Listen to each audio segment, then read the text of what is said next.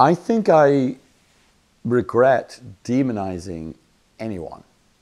And I think insofar as I have done that in my life, sometimes rhetorically, it's often actually a violation of my basic moral code, but it is because, and I would never do it, I don't think, to a human being in front of me. It was because one is, just to talk about the process of demonization in our rhetoric and discourse, it's because I sort of think of Michael Moore as some sort of abstract avatar of Michael Moore, some entrant into the political discourse who is, as such, as a sort of avatar. I've never met the man. I don't know whether he's a nice person or not. I sort of leave all that aside and think about just the public positions of this guy and what that represents. And I think, frankly, although I think you can defend that kind of robust debate, I really think that one should try to avoid it in the personal sense. Because we're avatars, yes, and when people attack me for all sorts of reasons, I'm completely okay with it. I understand that's the price of being a public figure, and he is too, probably couldn't give a damn, Michael Moore, about what I think about him. But I do think it's something that in Lent, one thinks about.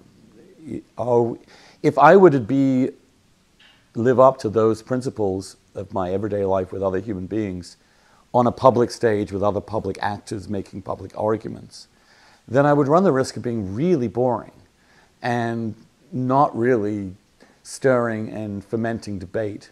And so my basic rubric of treating it like the British Parliament, in which you can really hammer at one another verbally, then go down and have a beer together afterwards, is roughly my defense. But I can see that also there are human beings involved, and I've learned over the years to demonize less and to criticize more and to criticize myself more.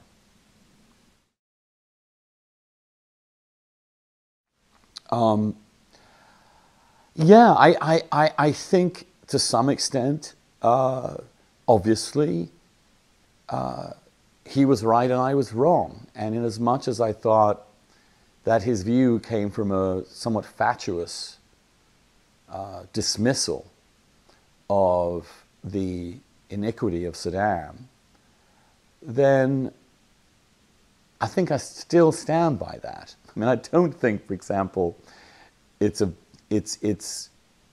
was that instructive to portray Saddam's Iraq as some peaceful, wonderful paradise, which the movie kind of did. But on the other hand, again, he was right. And insofar as I demonized him by thinking he was just knee-jerk opposition, I don't think it's appropriate for me even now to, even if his motives were that, given how wrong I was and how right he was, for me to make any comment at all.